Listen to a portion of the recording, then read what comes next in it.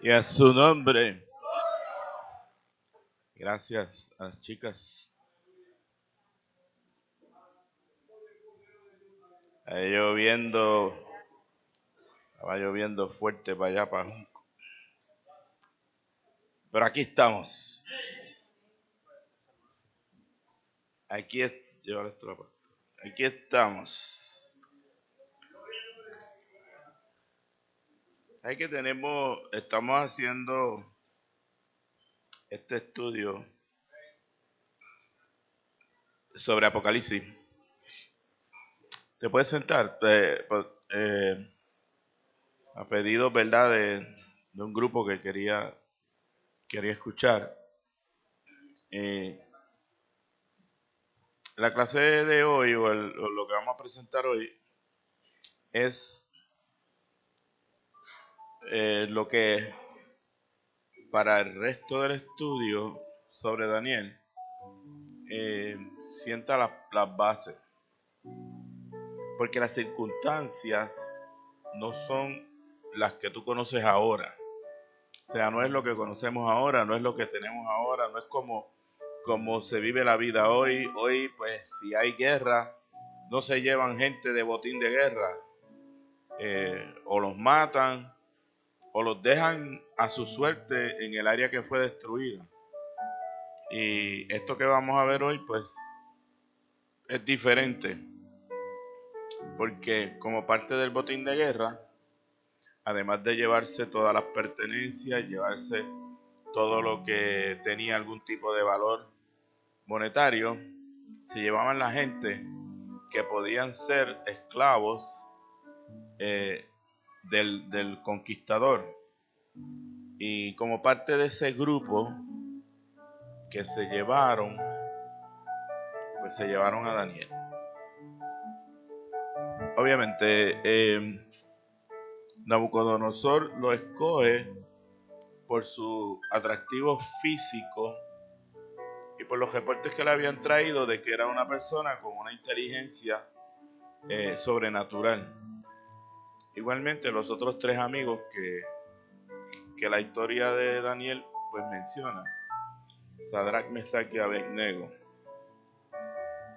Eso es lo primero que tenemos que fijarnos, y lo vamos a ver ahora un poquito más en detalle. Que ellos eran botín de guerra, ellos fueron llevados cautivos como esclavos para hacer unas labores para el conquistador. Luego, ¿verdad? Al verlos, poder hablar con ellos y ver que tenían una sapiencia diferente, pues entonces sus funciones cambiaron. Y a eso es que se refiere este primer capítulo del libro de Daniel. Tiene un preludio histórico que son los primeros dos versos. Los primeros dos versos. Yo estoy leyendo de la Nueva Traducción Viviente, porque explica mejor los versos, pero donde he necesitado 60 para traer el concepto, pues se los aviso o se lo traduzco al lado. En el primer capítulo de Daniel, los primeros dos versos, dice: durante el tercer año del reinado de Joacim, rey de Judá, llegó a Jerusalén el rey Nabucodonosor de Babilonia y la sitió. O sea, no llegó a ver qué bonito estaba, cómo estaban las calles, no, llegó a primero sitiarla. Sitiarla es que le corta los suministros. O sea, sitiarla es que no entra ni sale nadie de la ciudad, no entra comida, no entra nada, y a base de ese sitio o ese estrangulamiento, pues entonces el poblado o el pueblo o el país se rinde. Él hizo la parte que le tocaba, que fue ¿qué? Sitiar a Jerusalén. Pero la victoria, dice el verso 2, el Señor le dio la victoria sobre el rey Joacim de Judá. y le permitió llevarse algunos de los objetos sagrados del templo de Dios. O sea que él no fue el mero mero, él no fue lo máximo. En lo que pasó allí era plan de Dios. Porque en ese momento ya el reino del norte había desaparecido. Cuando tenga los libros, estudie los libros históricos, pues eso lo vas a ver. Fue el primero que se fue. Porque Jerusalén, después que llegan a la tierra prometida, entonces como estaban separados, o sea, eran tanto espacio, pues estaban los del norte y estaban los del sur, que tenían la tierra prometida en el sur. Los que estaban en el norte quedaron aislados y fueron los primeros que fueron conquistados por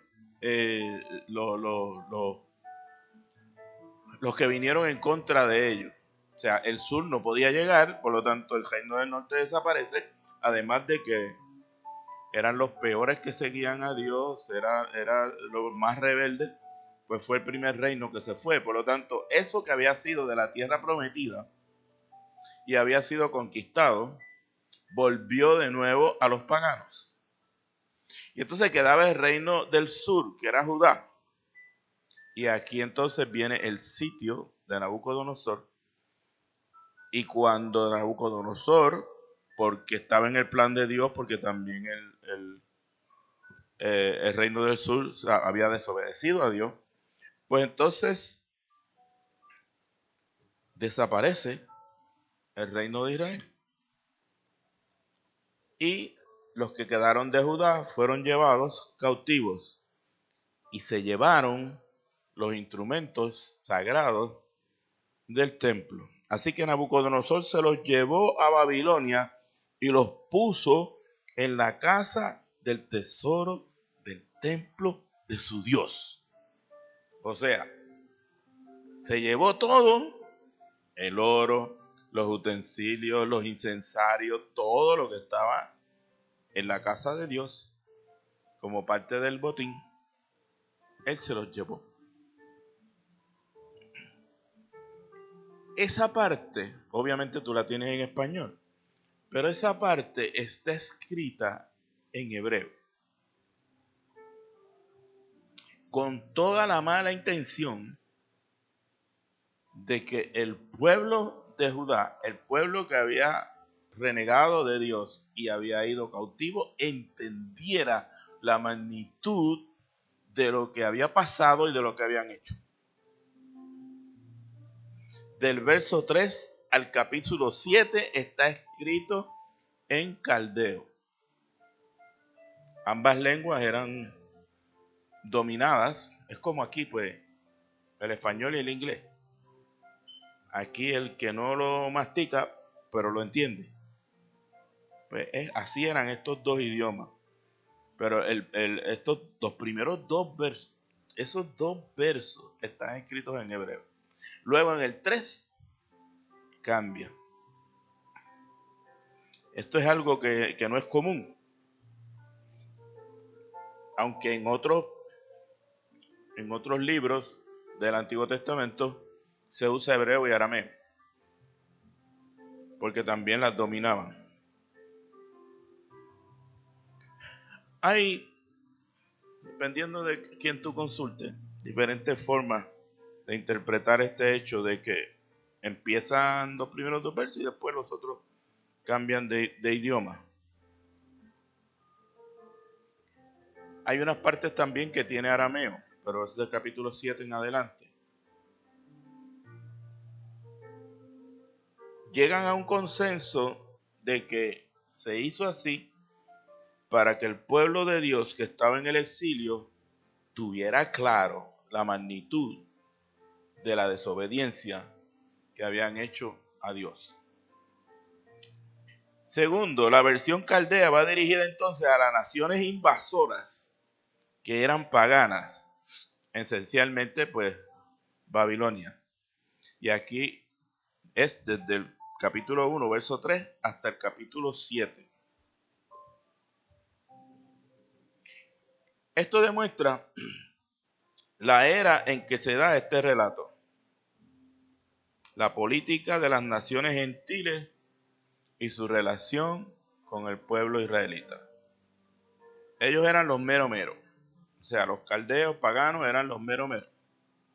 Israelitas, políticamente hablando, eran botín de guerra. No componían nada.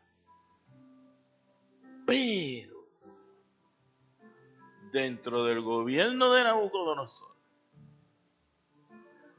infiltran el Señor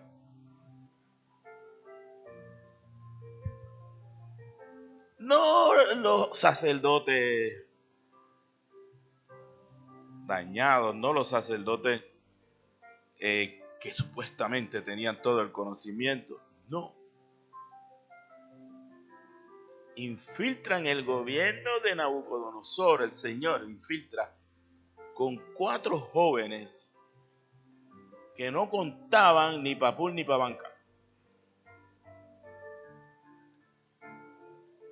Sus papás habían hecho el trabajo, le habían enseñado valores, etcétera, etcétera, pero en el momento de la invasión se los llevaron los hijos, los papás se quedaron, porque los papás no más seguro que para lo que servían era para hacer ladrillo o algo así, porque con esa gente que trajo y con las otras conquistas, Nabucodonosor hizo una de las grandes maravillas del mundo, que eran los jardines colgantes de Babilonia, una obra arquitectónica única. Y quienes las hicieron fueron los orfebres, los que tenían habilidades que habían sido botín de guerra del pueblo judío. Ambos idiomas eran conocidos y comunes dentro del pueblo en el exilio y por siglos subsiguientes. O sea, eran bilingües o trilingües también, porque pues era hebreo, arameo y caldeo. Nabucodonosor entonces está conquistando. Cuando Nabucodonosor conquistó Jerusalén y todas las otras naciones, el que era el rey era su papá, Nabopolassar. Ahí usted tiene un buen nombre para ponerle un nieto y le puede decir Napito. Nabopolassar.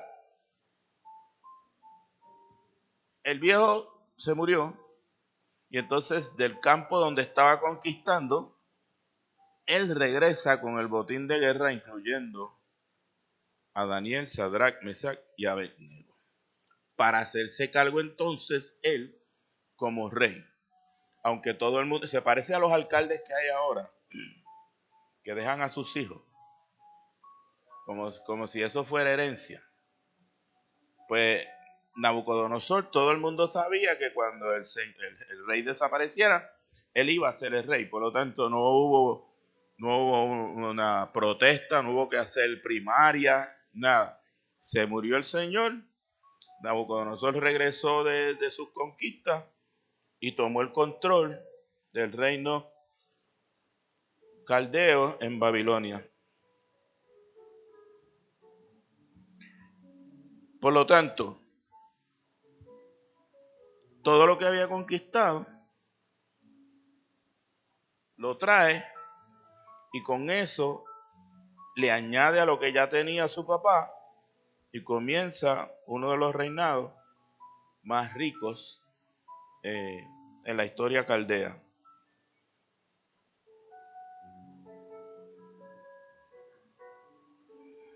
Y aquí hay 2 puntos que es necesario que entendamos, porque aún Pablo y el Señor los mencionan, pero como no hemos oído, no hablamos, etcétera, o cuando yo te digo, entonces va a haber el rapto, pero el rapto después de eso se termina la semana número 70, o se termina el tiempo de los gentiles y se vuelve a restaurar el tiempo del pueblo de Israel.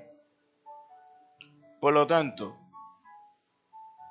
cuando se llevaron cautivo el pueblo de Israel, ahí empieza a contar el tiempo de termina la semana 69, o sea, la semana 69 está en ese momento y en hold se pone la 70. Y eso es lo que la Biblia llama los tiempos de los gentiles. Acuérdate, todavía quedaba Judá, el reino de Judá, todavía estaba. Una vez son llevados cautivos a Babilonia, se termina el tiempo del pueblo de Israel y comienza el tiempo de los gentiles, donde los gobiernos del mundo de ese tiempo, los gobiernos conocidos de ese tiempo, eran todos de personas gentiles, o sea que no eran del pueblo de Dios. De asignación, porque no puedo leer los 21 versos, porque la idea es que tú te nutras. Coge el segundo libro de Crónicas, capítulo 36, los versos del 1 al 21, y ahí se relata lo que significa el tiempo, los tiempos de los gentiles. Y aún hoy estamos en ese tiempo. El Señor lo dijo en Lucas 21, 24. Si tienes Biblia, búscalo, porque ese verso no los proyecté. Lucas 21, 24 tiene al Señor hablando y dándole una instrucción que aún al tiempo nuestro ahora lo leemos, pero no entendemos lo que el Señor está diciendo. Pero le puso claramente a ellos el tiempo de los gentiles y cuándo se acababa. Porque acuérdate que le habían hecho la pregunta de que cuándo terminarán estos tiempos y cuándo tú vas a empezar a reinar. Lucas 21, 24 dice: los matarán a espada y serán enviados cautivos a todas las naciones del mundo. Eso fue lo que pasó al principio del tiempo de los gentiles. Y Jerusalén será pisoteada por los gentiles hasta que el tiempo de los gentiles llegue a su fin.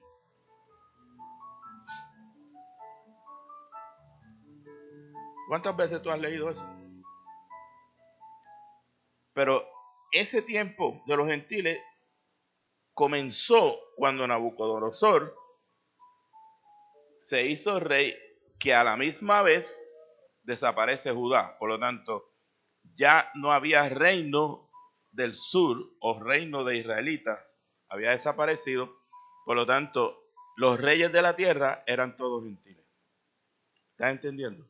Joacim fue el último rey israelita en el reino del sur o el reino de Judá. Vamos a ver cuando vayamos al capítulo 2 que Nabucodonosor tiene un sueño. Y el sueño que tiene y que Daniel interpreta es una explicación del tiempo de los gentiles. Este tiempo termina en el capítulo 19 de Apocalipsis. O sea, el relato de lo que va a pasar. Poquito antes, la iglesia ha sido levantada con relación a todos estos años. 7 años, pues, es un poquito. La iglesia ha sido levantada y ahí terminó, como vamos a ver ahora, la plenitud de los gentiles. Ese capítulo 19 de Apocalipsis es el cumplimiento de Daniel, capítulo 2, verso 45, que dice, Daniel 2, 45. Ese es el significado de la roca cortada de la montaña, aunque no por manos humanas, que hizo pedazos la estatua de hierro, bronce, barro, plata y oro. El gran Dios estaba mostrando al rey lo que ocurriría en el futuro, o sea, el sueño que tuvo Nabucodonosor. El sueño es verdadero y el significado seguro. cuando estudiemos el capítulo 2, la próxima vez, pues vamos a ver la interpretación o el sueño que tiene Nabucodonosor y la interpretación. Él es, lo que está viendo es que el reino de los gentiles llega a su fin porque viene el verdadero rey y destruye y termina como él terminó con el tiempo de los reyes israelitas, con Joacim. Asimismo entonces Jesucristo vuelve a tomar el control, destruyendo el reino y el tiempo de los gentiles. Y está relatado en el capítulo 19 de Daniel. Hasta aquí los tengo todos, no he perdido a nadie.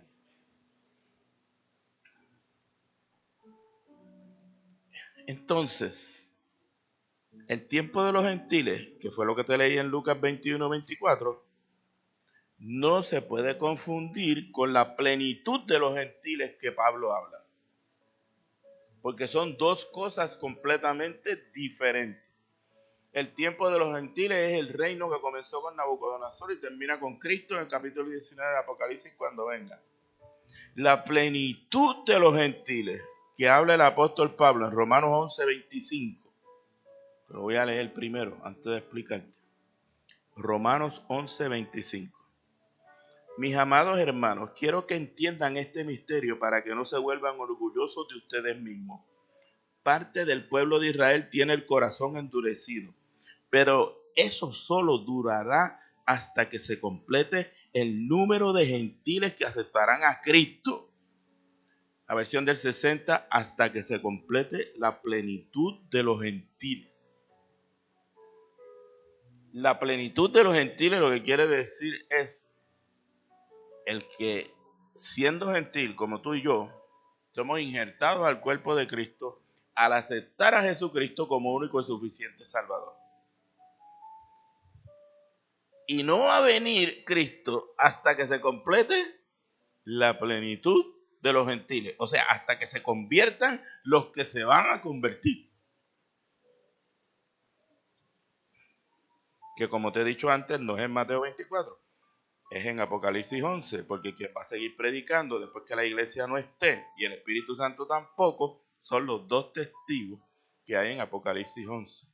Todavía está la plenitud de los gentiles porque va a haber una gente que van a aceptar a Jesucristo, pero como el anticristo no va a tolerar que nadie adore otra cosa que no sea él, pues para poder llegar al cielo tienen que dejarse matar. Y dice la Biblia que esos llegan al cielo con palmas en las manos. Usted me ha ido a decir tanto eso, pero parece que para que ahora le vaya haciendo sentido. O sea, se levanta la iglesia, el Espíritu Santo se va con la iglesia, termina el tiempo de los reyes gentiles, porque viene el anticristo, pero todavía la plenitud de los gentiles está funcionando, porque aunque ya la iglesia se levantó y el Espíritu Santo no es el que va a inspirar para que la gente se convierta, hay dos testigos llenos del poder, porque van a resucitar delante de todo el mundo, porque el anticristo los mató. Y esos son los que van a llevar el mensaje hasta los confines de la tierra. Y ahí se completa la plenitud de los gentiles. Y entonces viene la destrucción. Porque no va a haber un gentil que haya aceptado a Jesucristo, aunque sea con los dos testigos, que se quede aquí para pasar por la tribulación. No hay ni un amén. Ustedes están ahí como que yo no sé si yo como estoy sordo de un oído. Yo me estoy oyendo yo mismo y me estoy embollando porque me estoy hablando a mí mismo, pero yo te estoy desmenuzando lo más posible para que tú puedas entender que esto del final de los tiempos es importante. Un paréntesis, oíamos que había terremotos y bochinches y allá, pero ahora es acá. 7.7 ahí al lado, pero es otra capa. O sea que esa capa está alborotada La de nosotros, la del sur está alborotada, pero ahora hoy se alborotó la del norte. En el pasaje de la mona. 4.3.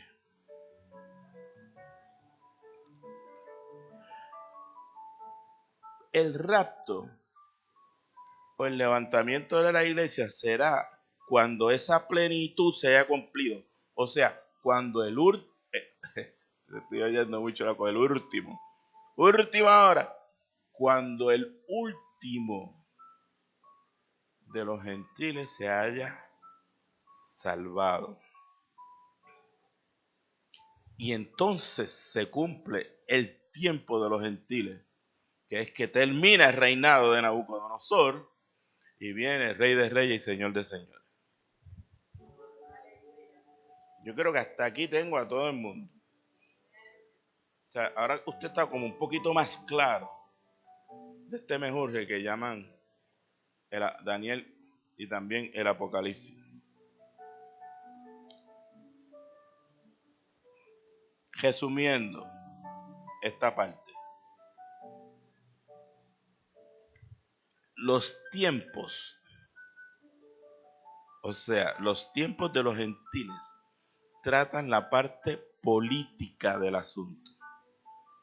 O sea, las relaciones entre los seres humanos dirigidos por un gobierno X, un gobierno gentil, porque ya no hay reyes israelitas.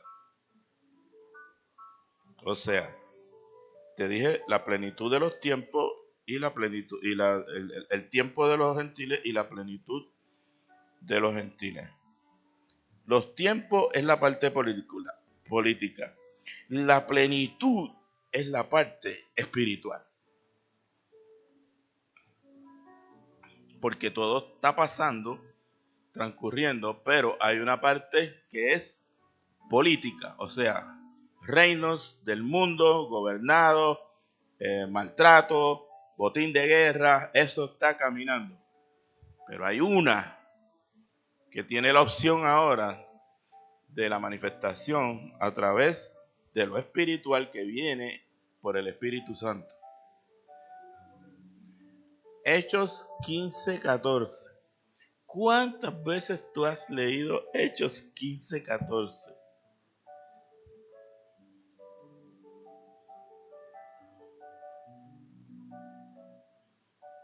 Pedro les ha contado de cuando Dios visitó por primera vez a los gentiles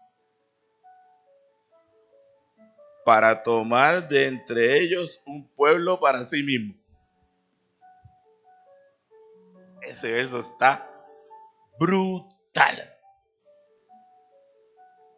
Porque la revelación se la dan a Pablo. O sea, para todos los efectos, para mí, Pablo es el intérprete de las enseñanzas de Jesús. Pero Pedro, el Pedro corajudo, el Pedro que era ¿cómo se llama eso? Legalista. El Pedro que le bajó el manto al Señor para decirle, tienes que irle a hablar a los gentiles. Y le bajó el manto diciendo, no llames inmundo lo que yo santifiqué, mata y come. Ese Pedro les ha contado de cuando Dios visitó por primera vez a los gentiles para tomar de entre ellos un pueblo para sí mismo. Hasta ese momento en que Dios visita a los gentiles no estaban en las noticias de Dios. Pero cuando, como decimos nosotros, se metió Dios, entonces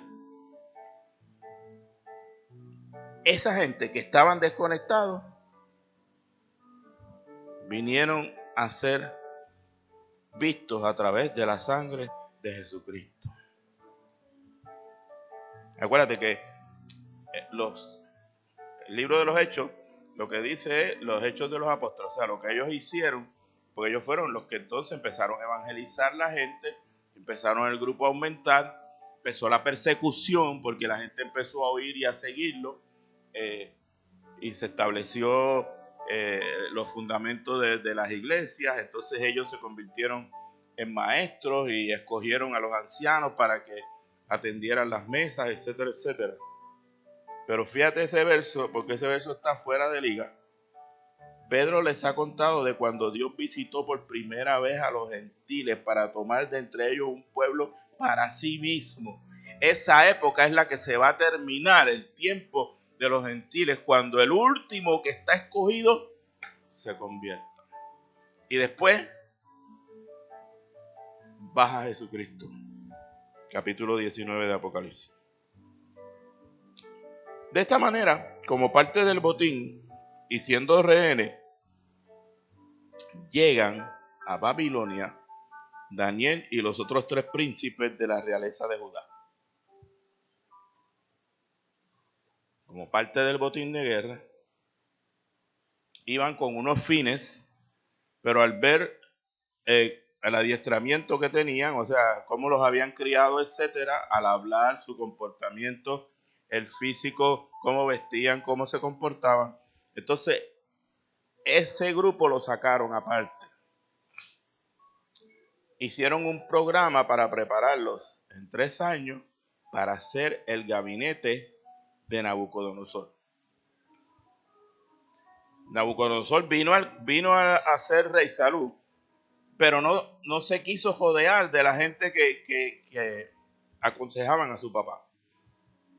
Él iba a poner sus príncipes, etcétera, etcétera. Pero entonces vio estos 4 con la sabiduría que tenían, pero eran hebreos. Por lo tanto, había que enseñarle la cultura caldea, había que enseñarle las costumbres y había que enseñarle la lengua.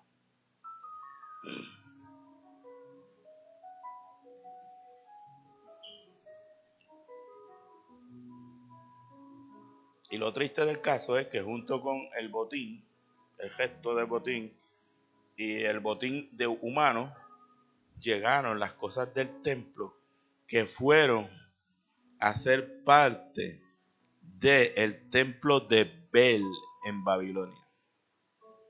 O sea, ser el dios mero de los babilónicos. Estamos aquí todos hasta la página. Porque ahora empezamos entonces lo que está escrito en caldeo, que es para los gentiles, sobre los judíos, versos 1 y 2, que vinieron a ser parte del gobierno babilónico.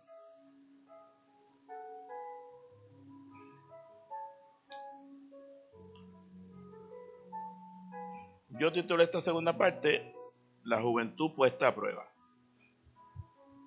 Porque no era que se veían bien, que eran ¿verdad? De físico atractivo, que hablaban bonito, que tenían buenas maneras, etcétera, etcétera. Y entonces le dijeron como al wannabe: dame un momento para probar de qué estoy hecho. Y empezó, porque acuérdate, aquí hay un rey que quiere consolidar su reinado, pero es un joven,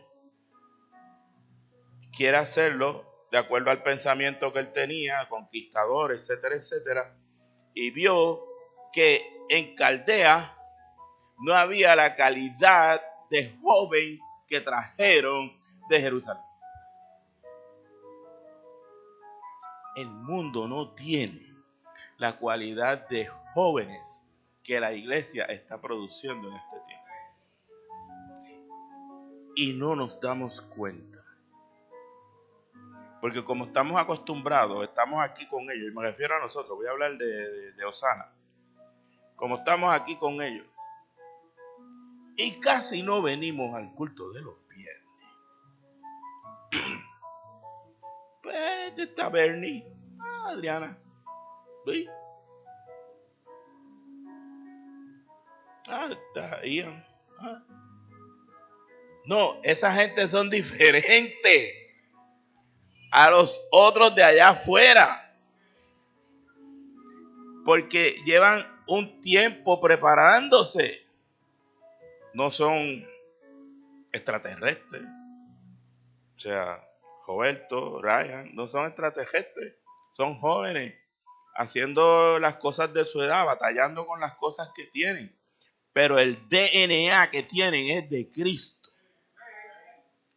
Y entonces, nosotros en lugar de hacer lo que hizo Nabucodonosor,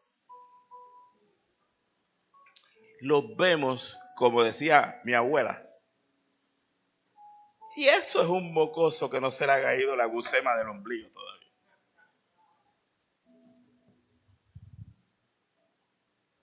Sin embargo, Nabucodonosor rápido detectó y vio el potencial que tenían aquellos 4 jóvenes. Y entonces el rey empieza a lo que vinimos, consolidar su reinado. Pero iba a poner en puestos claves de su gobierno gente que ni eran caldeos, pero tenían los principios que el caldeo no tenía. La determinación de él era, no empecé a lo que sea, yo voy a echar para adelante como rey y me voy a rodear de gente que yo los pueda controlar, porque yo soy el rey y ellos son botín de guerra. Y van a ser agradecidos conmigo porque en lugar de estar haciendo ladrillos afuera y en lugar de estar cogiendo sol, están aquí adentro con aire acondicionado.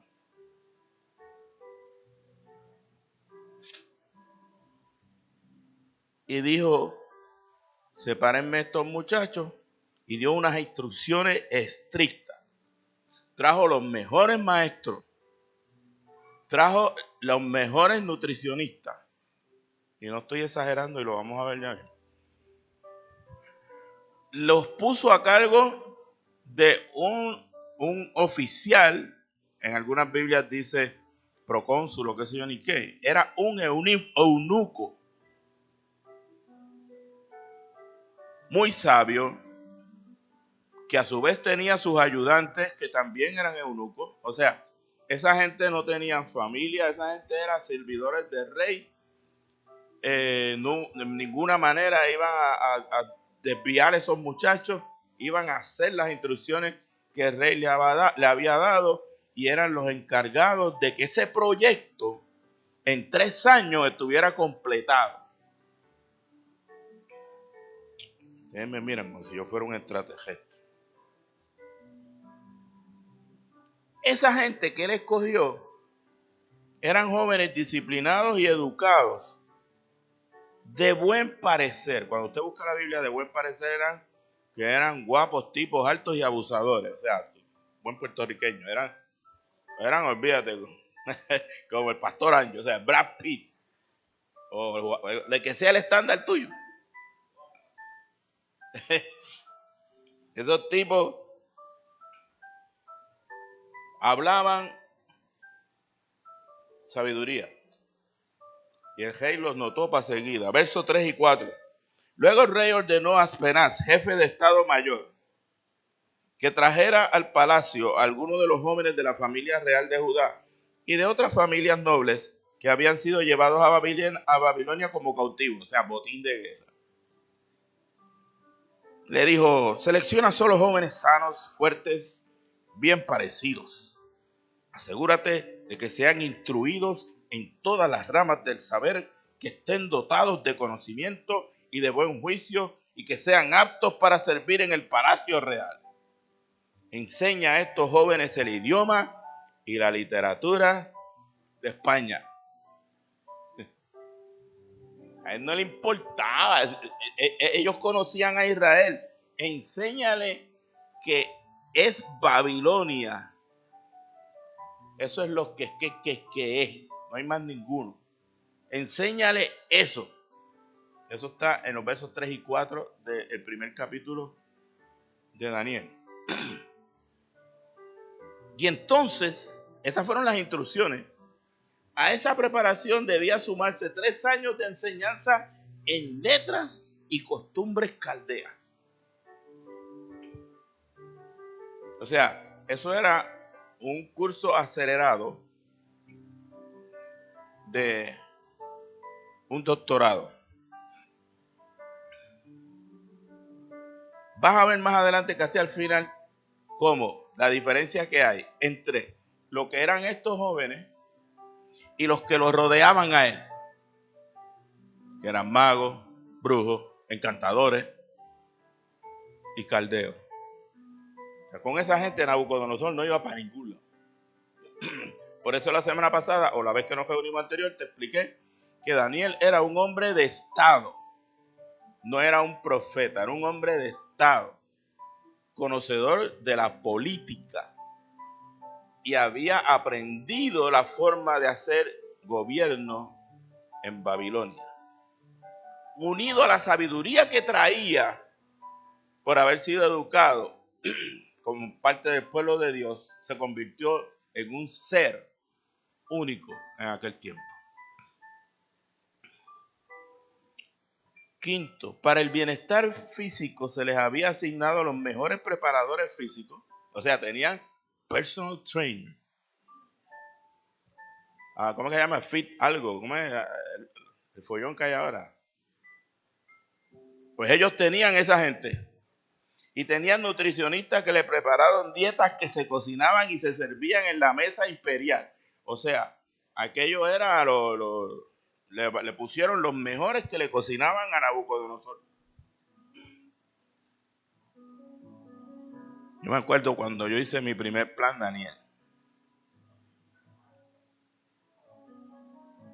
que aquellas legumbres y aquello me sabía a petardo. Y todo el mundo me estaba mirando, incluyendo a la pastora. Todo el mundo me estaba mirando. Estaban esperando que me agermillara la primera vez que me metiera aquella cosa al cuerpo.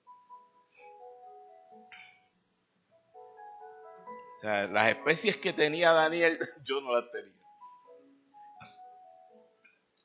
O sea, ellos estaban marcados para una función en Babilonia, pero no era sin preparación. La iglesia de hoy día no cree en la preparación, la iglesia de hoy día no empuja o no promueve que se estudie.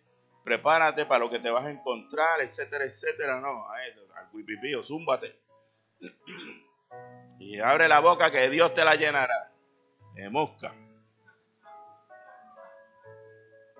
Por lo tanto, empezó la prueba de los jóvenes, pero el rey seguía dando órdenes y montando su reino.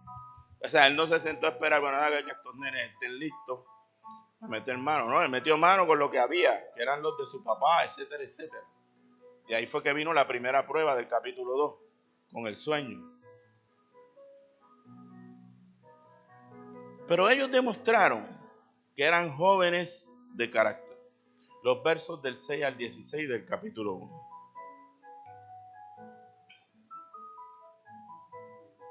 Todas las pruebas, todas las enseñanzas, los reportes que venían, estos 4 tipos son otra cosa. Estos 4 tipos son diferentes. Estos 4 tipos tienen una sabiduría sobrenatural. Daniel, Ananías, Misael y Azarías. Los versos 6 y 7 del capítulo 1 dicen: Daniel lo que quiere decir es: Dios es mi juez. Lo puse en la transparencia también. Pero Ananías quiere decir: el Señor ha tenido gracia. Misael quiere decir: alguien que viene de Dios. Y Azarías quiere decir: el Señor es mi ayudador. Fíjate, con ese pedigrí en el nombre, hoy nosotros le ponemos a las nenas Shakachewan. Eso, ¿qué quiere decir eso? Rambuca. O sea, Le ponemos a las nenes. Es como los chinos. Tú sabes que los chinos le ponen los nombres a los nenes tirando una lata por una escalera. Y como suene, chin, chum, pam, pam, así le ponen al nene. Y esta gente, el nombre que le puso fue: Dios es mi juez, el Señor ha tenido gracia, alguien que viene de Dios y el Señor es mi ayudador. Fueron 4 jóvenes seleccionados, todos de la tribu de Judá. Verso 6 se acabó ahí, y el 7 dice: y el jefe del Estado Mayor les dio nuevos nombres babilónicos. O sea, te podrán cambiar el nombre,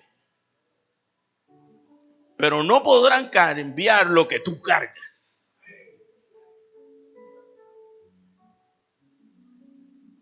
Porque fíjate los nombres que le pusieron. Porque un buen pentecostal te diría que los, ¿cómo se dice eso? Los marcaron negativamente cuando le cambiaron el nombre. No, le pusieron unos nombres que eran relacionados con sus dioses. Pero eso no cambió lo que ellos cargaban. Eso no cambió que fuera Dios es mi juez, el Señor ha tenido gracia, alguien que viene de parte de Dios y el Señor es mi ayudador. A Daniel le pusieron Belsasar. No se le ocurra ponerle ese nombre a un niño. ¿Qué quiere decir eso? El tesoro o los secretos de Bel. O sea, un buen pentecostal diría que lo estaban consagrando a esa deidad.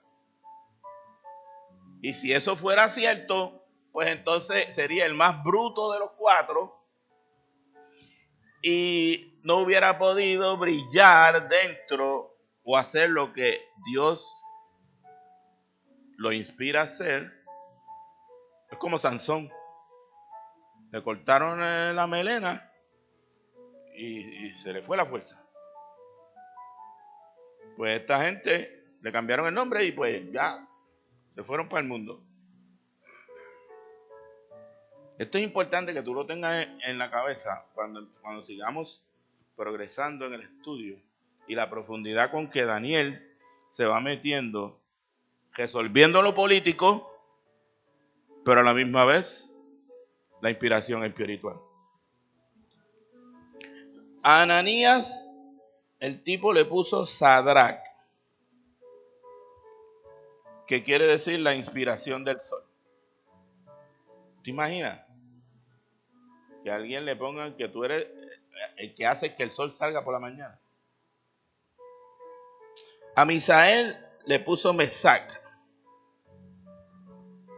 queriendo decir alguien que pertenece a la diosa Sesac. Y a Azarías lo llamó Abed-Nego,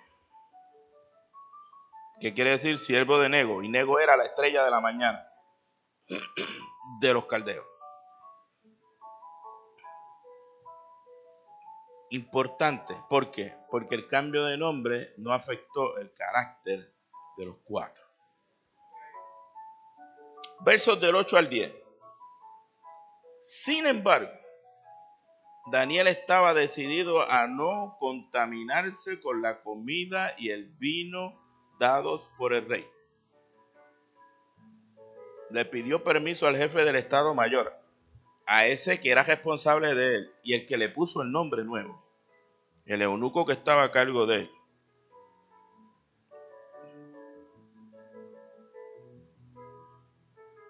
Le pidió permiso para no comer esos alimentos inaceptables. O sea, los alimentos de los caldeos no eran kosher.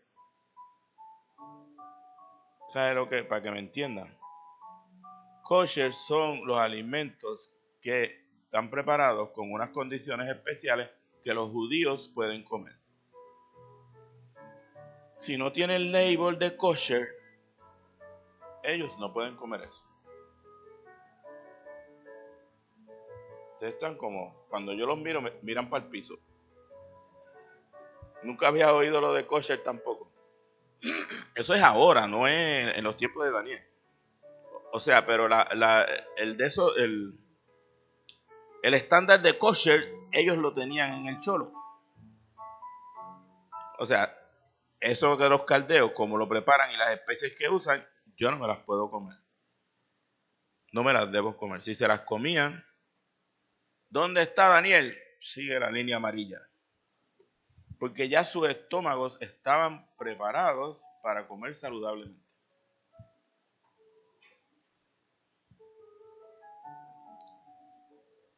Y Daniel le pidió permiso a su cuidador para no comer esos alimentos inaceptables. Ahora bien, Dios se había hecho que el jefe de Estado Mayor le tuviera respeto y afecto a Daniel. O sea, eso no fue out of the blue.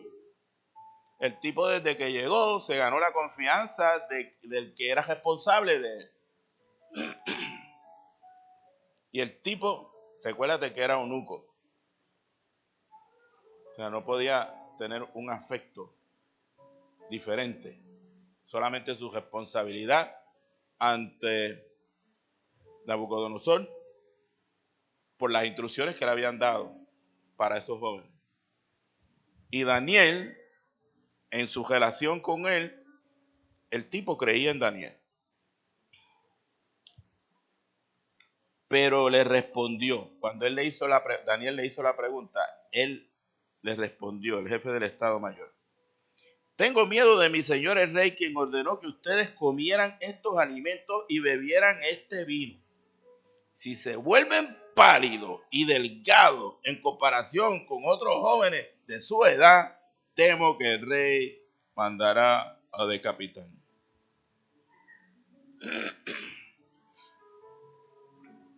O sea, está en juego la vida del tipo. Ahora tan fácil que la gente miente, tan fácil que la gente se inventa las cosas. No les importa nada, porque como saben que no va a haber consecuencia. Pero aquí el tipo sabía que, y como eso era, pasan 10 días o pasa un mes y los ven todos hijillos y chupados. ¿Qué yo te dije? No, pero fue que él me pidió, pero es que yo fui el que te di las instrucciones, no fueron ellos. Algo que demostró el carácter de estos 4 jóvenes fue cuando se negaron a comer la comida del rey. Para no contaminarse. No era solamente porque esa comida era ofrecida a los ídolos. Una vez se preparaba, se hacía una oración por Bel, el dios Bel. Y después la servían. Era porque como ellos estaban acostumbrados a una dieta y estaban comiendo limpio, se hubieran contaminado también físicamente. Espiritualmente se contaminaban accediendo a comer cosas sacrificadas a los ídolos. No te pongas técnico, porque yo sé que entonces después, más adelante, Pablo dice que, o sea, digas a la 1, a las 2 y a las 3, aquí se acuesta esta rey, ¡buah!, te lo coma. O sea, que ores y te lo comas, porque como tú no sabes qué fue sacrificado a los ídolos y qué no, me refiero en el tiempo de Pablo, pues él dice que para santificar la comida, que ore. Pero aquí ellos sabían de dónde venía y la contaminación que tenía. Esto no se hizo tirando gases lacrimógenos ni adoquines partidos. Esto no se hizo Wanda renuncia. Se paró el joven mirando a los ojos al que estaba jefe del Estado Mayor a cargo de él y le dijo: esa comida no me la puedo comer porque me contamino. Y se quedó callado, porque el primero que habla pierde. Cuando tú hables cosas serias así, tú dices eso y te callas. Porque de ahí en adelante, el primero que habla pierde. O sea, no fue con revolución, no le mentó la madre al tipo, él de hombre a hombre, aunque uno era joven y el otro era mayor, le puso su caso, pero le puso su caso con una solución. ¿Qué es lo que falta hoy día? Él grita, grita y grita y grita y no dan soluciones. Él expuso su caso, provocó un diálogo respetuoso, pero firme. Y habló no solo del problema, o sea, me contamino si me lo como, y le falto a mi Dios si me como algo que fue sacrificado a los ídolos, pero trajo una solución. Una dieta de verduras y agua.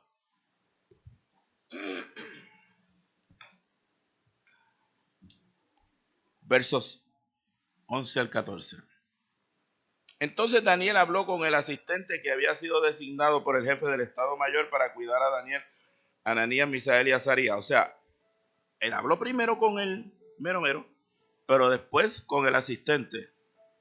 Y le dijo, por favor, pruébanos durante 10 días con una dieta de vegetales y agua. Al cumplirse los 10 días, compara nuestro aspecto con el de los otros jóvenes que comen de la comida del rey. Y luego decide de acuerdo con lo que veas. Pusieron su posición, explicaron por qué no, pero dieron una solución a la persona. Y encima de eso, los retan y le dicen, dame 10 días. Y después que tú veas los resultados, entonces tú decides. O sea, yo me someto a lo que tú digas, confiando en que al haberle sido sincero, el otro iba a mantener su palabra, porque hablaron de hombre a hombre. La idea de Daniel funcionó, versos 15 y 16. Al cumplirse los 10 días, Daniel y sus 3 amigos se veían más saludables y mejor nutridos que los jóvenes alimentados con la comida asignada por el rey. Así que desde entonces el asistente les dio de comer solo vegetales en lugar de alimentos y el vino que servían a los demás. O sea, vegetales y agua. Y eso es lo que es el plan Daniel. ¿Y fueron cuántos? 10 días. Técnicamente los hemos alargado y nos vamos a 21 porque los psicólogos han comprobado y la literatura dice que cuando una persona hace las mismas cosas por 21 días se convierte en un hábito y de ahí en adelante debe haber modificado sus hábitos. Lo que pasa es que el que se expone a esto, pues le añade que si el cantito de pollo, que si le he hecho este sofritito para que no sepa tan ingillito, le meto esto y entonces hacen un mejunje que no fue lo que Daniel hizo. Y sobre todas las cosas están esperando que llegue el día 21 para irse para Guabate. Si no puedes decir amén, di ouch, pero di algo. La actitud de Daniel y los jóvenes confirma lo que dice Proverbios 16:7 y Romanos 12:1 y 2. Importante que los busques, porque a veces leemos los proverbios, pero entonces aquí tú tienes un buen ejemplo para poderlos entender. Proverbios 16:7. Mira lo que dice este tronco de verso.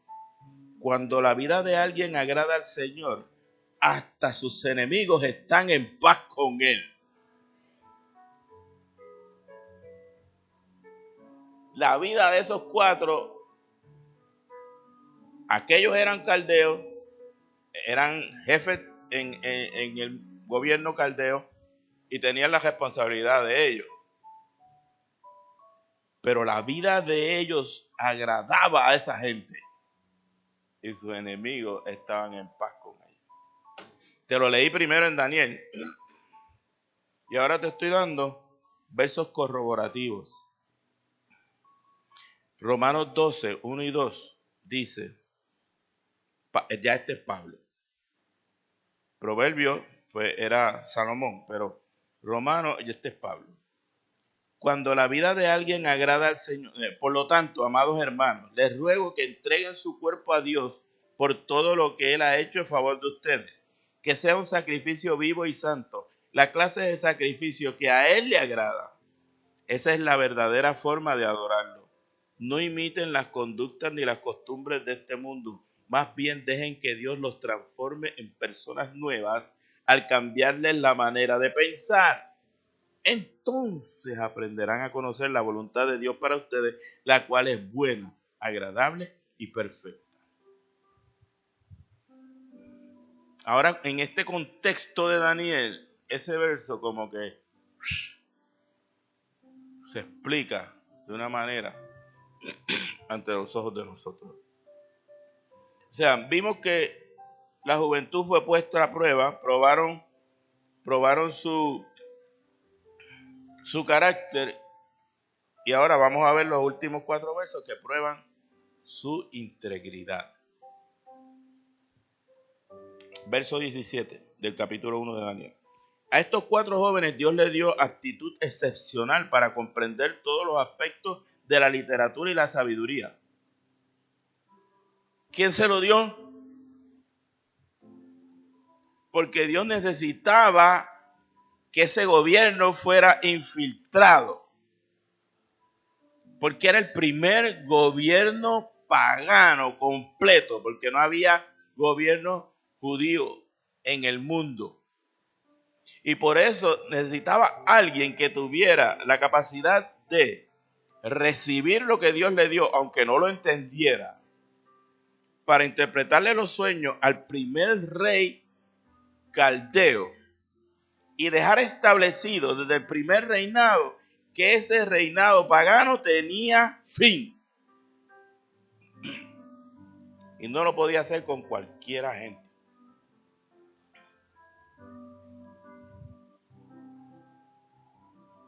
Había que tener integridad.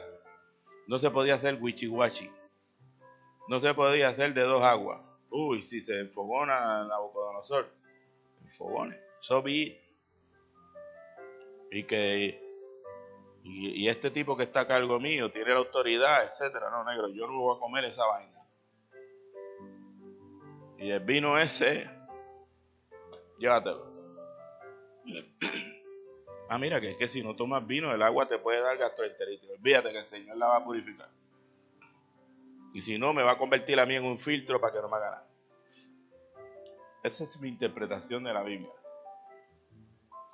A estos 4 jóvenes Dios le dio la plenitud excepcional para comprender todos los aspectos de la literatura y la sabiduría. Y a Daniel le dio la capacidad especial de interpretar el significado de visiones y sueños. Eso no lo tenían los otros 3. Cuando se cumplió el periodo de instrucción ordenado por el rey, el jefe del Estado Mayor llevó a los jóvenes ante el rey Nabucodonosor. El rey habló con ellos y ninguno le causó mejor impresión que Daniel, Ananías, Misael y Azarías. De modo que entraron al servicio real, o sea, pasaron a ser parte del gabinete de Nabucodonosor. Cada vez que el rey los consultaba sobre cualquier asunto que exigiera sabiduría y juicio equilibrado, los encontraba 10 veces más capaces que todos los magos y brujos de su reino. Daniel permaneció en el servicio real hasta el primer año del rey Ciro, o sea, hasta el 539 a.C. O sea que pasó todo Nabucodonosor, siendo ayudante del gabinete, como si fuera el secretario de Estado de Nabucodonosor. Cuando tú estudies esto, más allá de lo que yo te estoy trayendo, te vas a dar cuenta que no es seguro que ellos tuvieron el proceso de aprendizaje 3 años, que fue lo que estaba pautado, sino que llegó el momento donde Nabucodonosor los trae a su presencia y encuentra que son una eminencia. Todavía no había habido el break de interpretar sueños, pero de todo lo que él le preguntaba y lo que él necesitaba apoyo y necesitaba saber, ellos sabían. Por lo tanto, No se sabe si pasaron los 3 años o si los acortaron. Lo que sí queda evidente es que estos jóvenes se distinguían sobre todos los demás del reino, incluyendo a todos los caldeos que se habían criado en esa cultura. Tampoco se trata el tema de si el rey Nabucodonosor sabía de las convicciones religiosas de los jóvenes que ahora eran sus consejeros, porque cuando le preguntaban, ellos conocían de Bel, ellos conocían de Cesac, ellos conocían de todo eso, y cuando hablaban, ese era el lenguaje que hablaban. Pero como te dije, el hecho de que le cambiaran el nombre y la cultura no le cambió la revelación de Dios que ellos tenían. Entonces mira quiénes eran contra los quienes ellos competían. Y con esto termino. Primero, la corte del rey se componía de magos. Esos eran gente expertos en las artes ocultas. Astrólogos. Habían desarrollado su conocimiento sobrenatural estudiando el cielo. Encantadores, algunas versiones dicen, o brujos, que eran manipuladores de los poderes sobrenaturales por medio de encantamientos, o sea, manipulación de las emociones de la gente.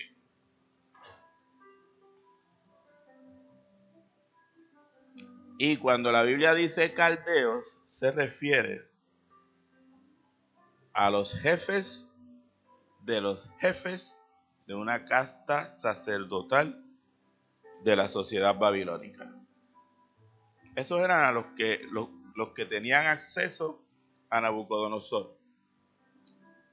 Tú y yo sabemos qué puede dar un mago, qué puede dar un encantador, qué puede dar un sacerdote como los que le tocó a Jesús enfrentar a un rey para tomar las mejores decisiones. Cualquier parecido con nuestro gobierno no es pura coincidencia. Y mientras tanto, los cristianos no quieren envolverse en el proceso político.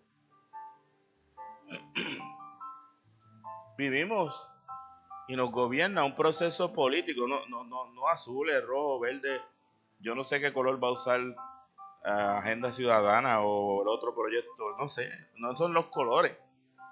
Es que ese es el proceso por el cual una sociedad se rige. Y los que participan de ese proceso son escogidos por sus semejantes.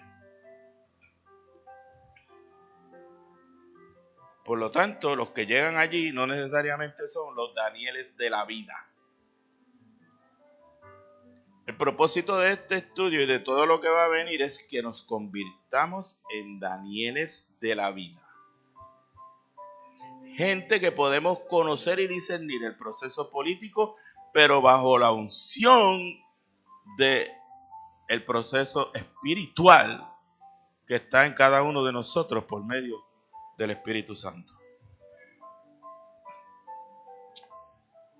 Los jóvenes sabían que Dios era su apoyo y fortaleza en las decisiones que habían tomado, siendo transparentes en su comportamiento físico, emocional y espiritual. Y ahí se termina el primer capítulo de Daniel. Preguntas. Dímelo.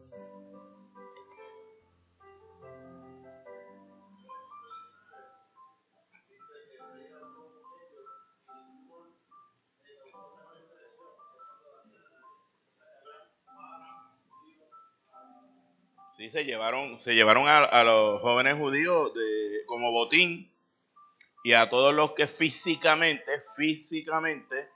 llenaban las condiciones, eran tipos bien parecidos, hablaban bien, etcétera, etcétera, por su crianza, entonces los sometieron al proceso.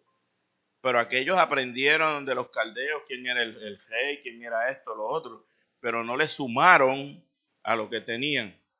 y no pasaron el examen de Nabucodonosor. Entonces, estos 4 vinieron a ser parte del gobierno de Nabucodonosor. Y no solo eso, como vamos a ver más adelante,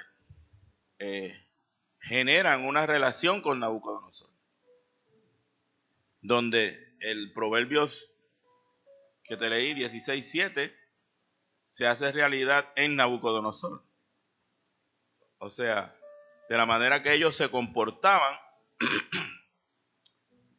hacía, yo si estoy hablando duro, me perdonan, pero cuando la vida de alguien agrada al Señor, hasta sus enemigos están en paz con él. Estos 4 jóvenes eran así, y los otros que vinieron con ellos eran de buen parecer, etcétera, etcétera, pero me imagino que los mandaron a los escritorios, a llevar papeles de un lado a otro, no sé, en el gobierno, pero no estaban tan bien parecidos como estos otros 4, porque aquellos se bebieron el vino y se comieron el arroz con gandules, la morcillita, el lechón. ¿Preguntas? Dísmelo.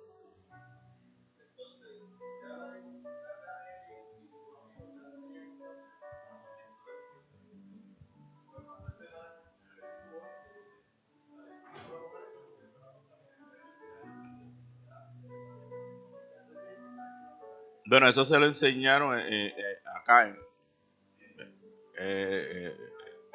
en Jerusalén, o sea, en su desarrollo. Se lo enseñaron. Igual que el judío. Mira, yo no sé si tú te acuerdas de que ellos venían allá en Risco. El tipo traía de San Juan su comida y yo le preguntaba. Él no hablaba con nadie, pero hablaba conmigo. Era judío, pero de la cosita.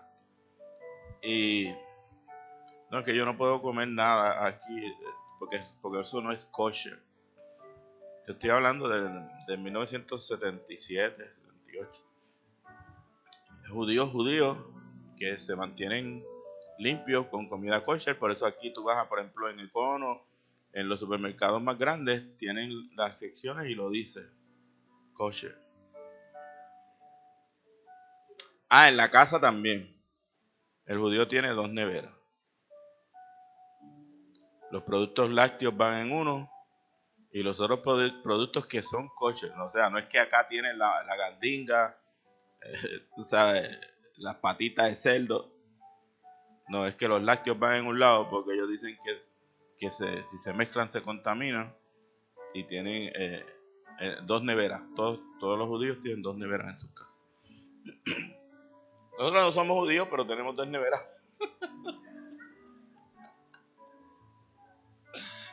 Pero, salud, yo lo que porque ahora esto va a coger velocidad.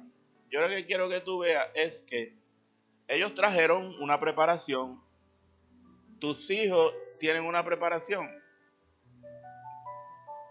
Y cuando se juntan a donde van, por ejemplo, van al Army, ellos vienen con una preparación tuya, pero lo que tú no le enseñaste, allá se lo van a enseñar, pero a fuerza de push-up, de ejercicio, de perder privilegio, o te enderezas o te enderezas. Pues esa gente vinieron preparados de sus casas, o sea, tuvieron una crianza, eran especiales. En mi forma de verlo, tú no tienes que estar de acuerdo conmigo, pero según vaya progresando el estudio, vas a ver que esta gente tenían el favor de Dios. Pero contigo con eso se lo llevaron preso. O sea, se lo llevaron cautivo como botín de guerra. O sea, no es que Dios lo quisiera menos. Es que todo tiene un propósito conforme a lo que Dios quiere hacer con cada uno de nosotros. ¿Cuál es su propósito?